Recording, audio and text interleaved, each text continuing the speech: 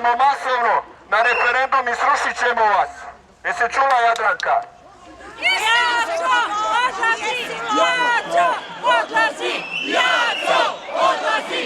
Jaco odlazi! Jaco odlazi! Jaco odlazi!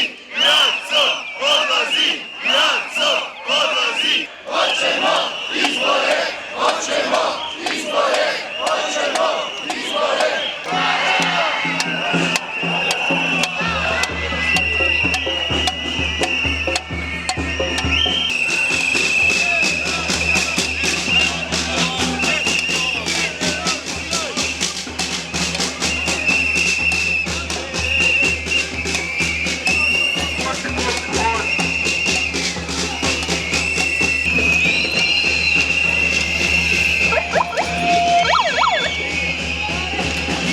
Milanoviću, nemoj se veseliti, isto si đubre koji ovi lažeš pričine.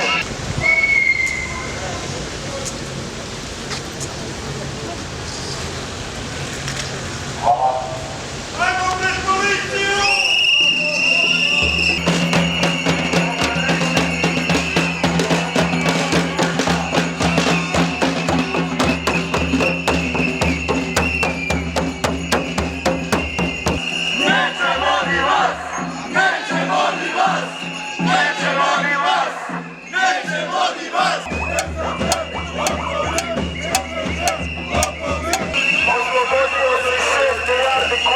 Da bi Todorić mogao kupiti Mercator.